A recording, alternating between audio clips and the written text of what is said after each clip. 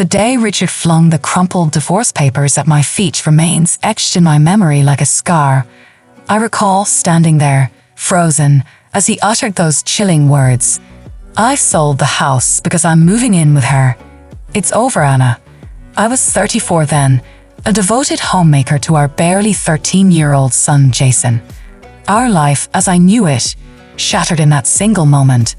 I was blindsided, naive, and utterly unprepared for what was to come. Richard and I crossed paths when I was merely 19, while he was 26, a charming man working at a pharmaceutical company's main office. I've a fresh high school graduate, worked as a receptionist at one of its subsidiaries. His attention flattered me. Young and inexperienced, he seemed like a dream come true. Our whirlwind romance led to an unplanned pregnancy, and before I knew it, we were married in a modest ceremony. Life then appeared simple, or so I thought. I devoted myself to our home and to Jason. Richard was often busy, his presence in the house dwindling over the years. I didn't question it. I was too caught up in the day-to-day of raising our son and managing our home. The day he departed, everything crumbled. I was forced to confront the reality lurking beneath the surface of our seemingly happy life. Richard's infidelity, his growing distance, the signs were all there, but I had chosen to ignore them. With nowhere else to turn, Jason and I moved back to my family home. My sister, Laura, and her husband were far from welcoming. Their cold stares and hushed conversations made it clear that we were burdens, intruders in their settled life. I felt lost, a high school graduate with no significant work experience, suddenly tasked with finding a job to support myself and my son. The job market was intimidating, each rejection a blow to my already fragile state. But I had Jason to think about, a young boy thrust into a world of adult problems. It was during this desperate time that I found employment at a call center. It was far from ideal, but it was a start, a glimmer of hope in the darkness that had enveloped my life. The job was challenging, with long hours, irate customers, and a constant buzz of activity, but it gave me a sense of purpose, something I had lost in the chaos of my personal life. As I navigated the complexities of the corporate world, I realized how sheltered I had been, particularly regarding legal matters like divorce and alimony, leaving me vulnerable to Richard's whims. This realization ignited a fire within me. I vowed never to let myself be so helpless again. I immersed myself in learning, understanding the world beyond the confines of home and family. As Jason grew, I saw the impact of our situation on him. He was quiet, more reserved than his peers, his eyes holding a depth too mature for his age. But he was resilient, adapting to our new life with a strength that I admired. Our journey had just begun, a path filled with struggles and revelations. But in those struggles, I found a strength I never knew I had. And in those revelations, a determination to fight back, to claim what was rightfully ours. Life at my sister, Laura's house was a daily reminder how far we had fallen. Her husband, Mark, barely concealed his disdain, often remarking, "Anna, you need to find your own place soon. We can't support you forever." The pressure was relentless. I scoured job listings daily, each rejection deepening my sense of despair. But it was Jason's quiet resilience that kept me going. Despite the turmoil, he focused on his studies, his determination, unwavering. One day, I stumbled upon a job opening at a customer service center. It wasn't glamorous, but it was a chance. The interview was nerve-wracking. I sat there, feeling out of place in my outdated suit, my resume embarrassingly thin. "Why do you want this job?" the interviewer asked. I wanted to say I had no choice, but instead, I mustered a smile and said, "I'm looking for an opportunity to learn and grow." To my surprise, they offered me the job. It was a contract position, but it was a start. I remember the mixed emotions I felt. Relief telling Laura and Mark, but also a stinging sense of inadequacy as Mark said, "Finally, you can start contributing." The job was challenging. The fast-paced environment, the endless calls. It was overwhelming, but I persevered, driven by the need to provide for Jason and to prove to myself that I could stand on my own. As I settled into the routine, I couldn't help but reflect on my marriage with Richard. How had I been so blind? The late nights, the unexplained absences, the whispered phone calls. I had brushed them off, believing in the illusion of a happy family. But the truth was, Richard had been living a double life, and I was just a convenient facade. This realization was a bitter pill to swallow. It fueled a growing anger within me towards Richard for his betrayal and towards myself for my naivety. But it was a conversation with a coworker that truly opened my eyes. She was a single mother like me, but much more informed. As we talked about our experiences, she said something that struck a chord. "Anna, did you get any alimony or child support? You know you're entitled to it, right?" I was stunned. The thought had never crossed my mind. Richard had left us with nothing, and I had just accepted it. I realized then how much I didn't know, how unprepared I was for the real world. Determined to make things right, I began to educate myself. I read books, searched online, anything I could find on divorce and family law.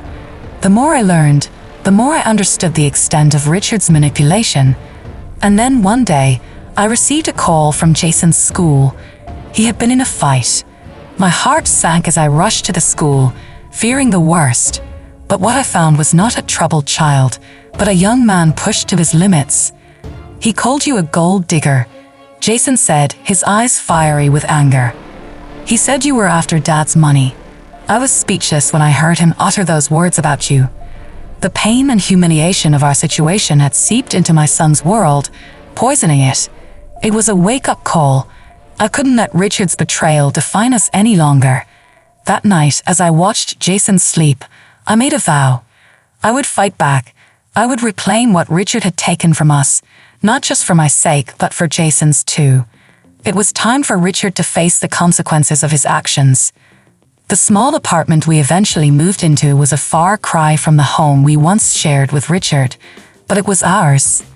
The walls were bare, the furniture minimal, but it represented a fresh start. Jason adapted quickly, his resilience continually surprising me. He threw himself into his studies with a fervor that was both impressive and concerning. "I want to do well, Mom, for us," he would say, his determination shining through his words. I had been working at the call center for a year now. The job was still demanding, but I had grown more confident, more adept at handling the challenges. The sense of achievement was small, but it was there, a constant reminder that I was more than Richard's discarded wife. One evening, as Jason and I were having dinner, he looked up from his plate and said, "Mom, do you ever think about Dad?" The question caught me off guard. Richard was a subject we rarely touched upon.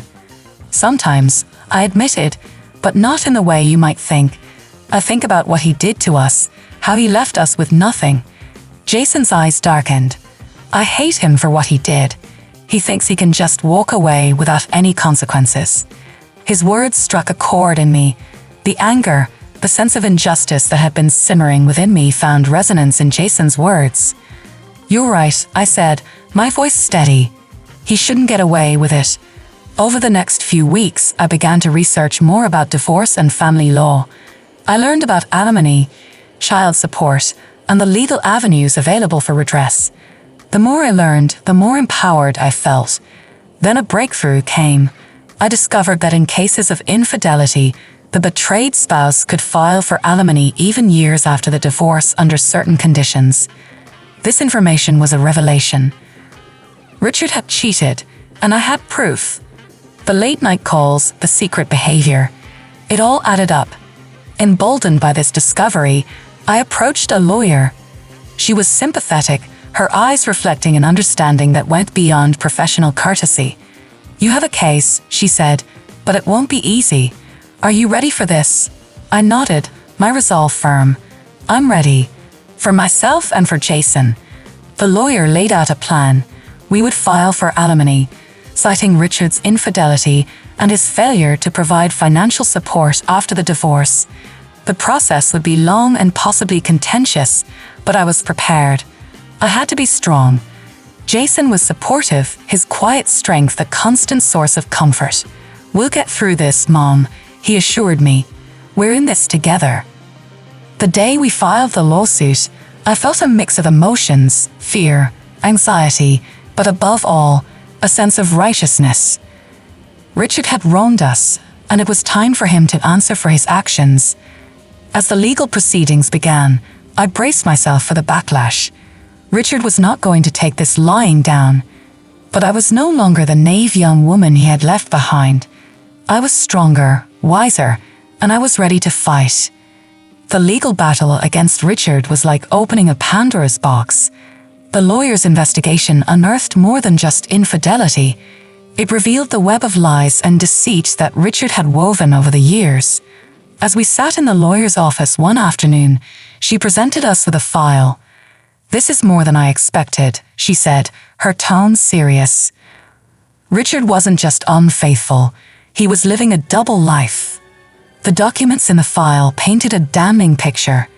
Bank statements, credit card bills, and photos, evidence of Richard's secret life filled with luxury and indulgence, all while neglecting his family. "Look at this," the lawyer pointed to a photograph. It was Richard, looking carefree and happy with a woman who was not me, his arm wrapped around her. My heart clenched at the sight, but I steeled myself. This was the truth, the reality I had to face. Jason's face hardened as he looked at the evidence. "How could he do this to you?" His voice was a mix of anger and disbelief. "We'll make him pay for this," I said, my voice firm. "He can't get away with it." The lawsuit took a toll on us. Richard's lawyers were aggressive, trying to discredit me, paint me as a vindictive wife. But I stood my ground, bolstered by the evidence and the support of Jason and our lawyer. Then came the day of the deposition. Richard sat across from us, his demeanor smug with confidence, but that confidence waned as the lawyer began to present the evidence. "Mr. Richard, can you explain these expenses?" she asked, her tone accusatory as she slid the bank statements across the table. Richard's eyes flicked over the documents, and I saw a flicker of panic.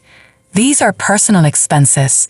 They have nothing to do with my marriage," Richard protested. But the lawyer continued, her gaze unwavering. "These photos tell a story," she said, pointing to a photograph. It was Richard, looking carefree and happy with a woman who was not me, his arm wrapped around her. My heart clenched at the sight, but I steeled myself. This was the truth, the reality I had to face. Richard's facade began to crack. He fumbled for words, his composure slipping. "It was nothing serious, just a fling," he tried to explain. Jason interjected, his voice steely. "I see.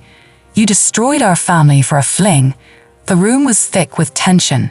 Richard's lawyer tried to intervene, but the damage was done. The evidence was overwhelming, Richard's excuses feeble and unconvincing.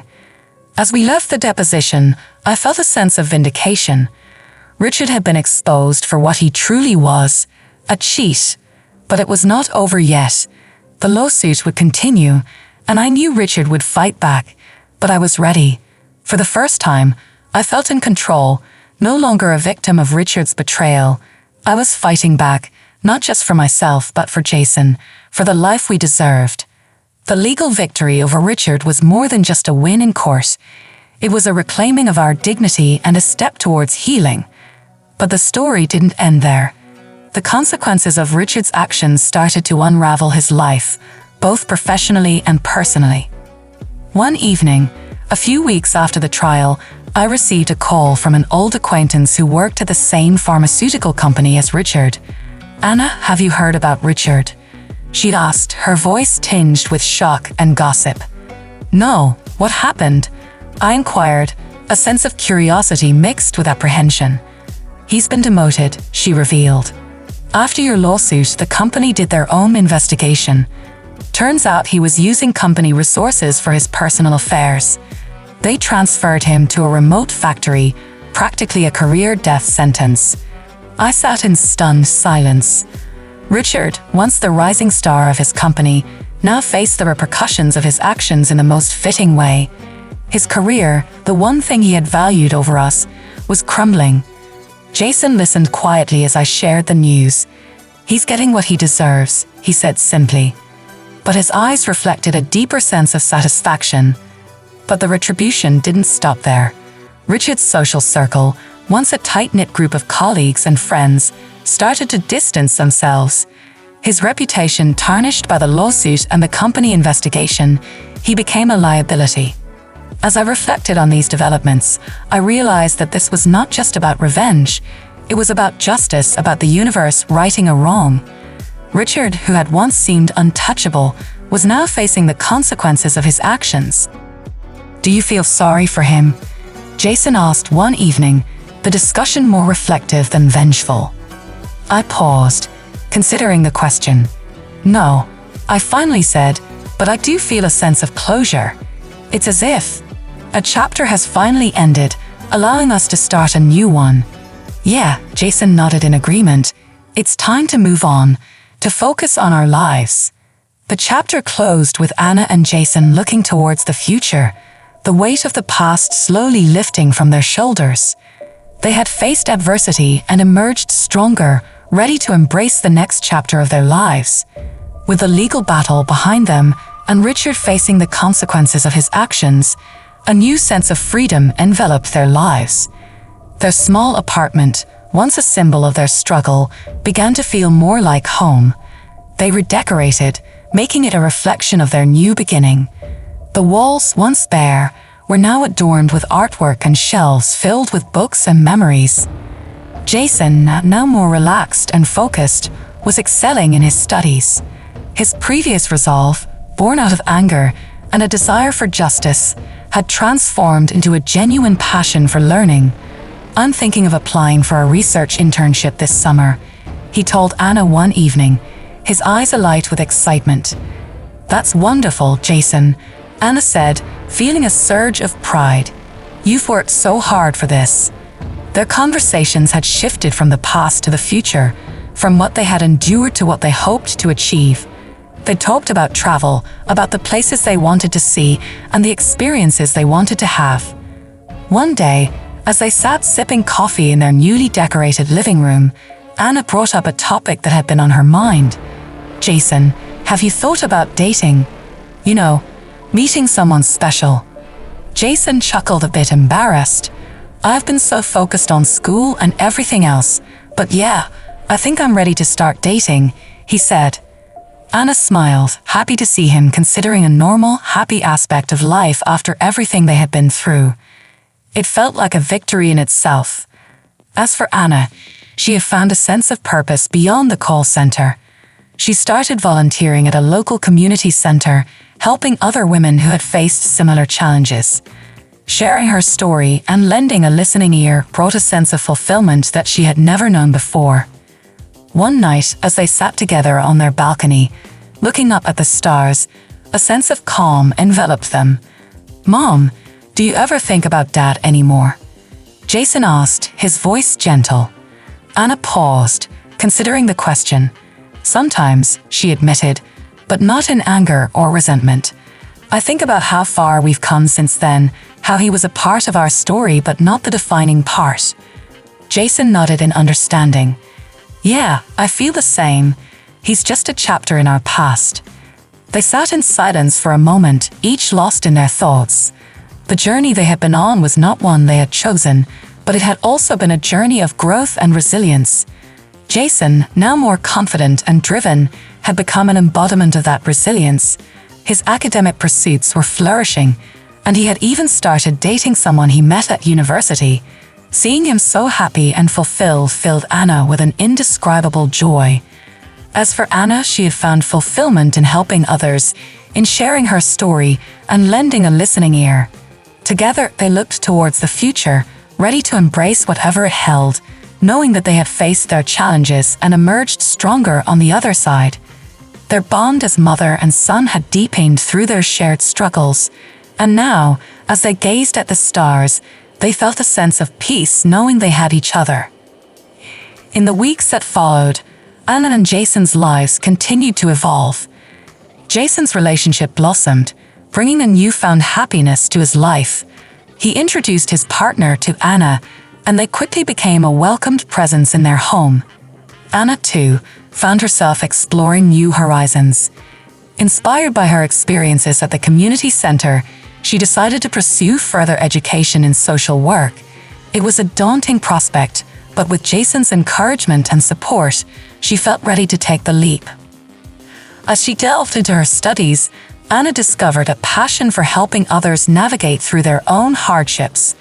She found solace in knowing that her past struggles could now be a source of strength and guidance for those in need. Meanwhile, Jason's academic pursuits continued to thrive. His research internship proved to be a rewarding experience, fueling his ambition to pursue a career in academia. With Anna's unwavering support, he set his sights on graduate school, eager to further his studies and make a meaningful contribution to his field. Their home, once a refuge from the storm of their past, had transformed into a sanctuary of warmth and love. With Grandma's presence adding an extra layer of comfort and joy, their family felt more complete than ever before. But amidst the joy and newfound stability, Anna couldn't shake the lingering question that had plagued her since the beginning of their journey. Had they truly moved on from Richard? One evening, as they sat together in the living room, Anna broached the subject with Jason. "Do you ever wonder about Dad?" she asked, her voice tinged with uncertainty. Jason paused, considering her question.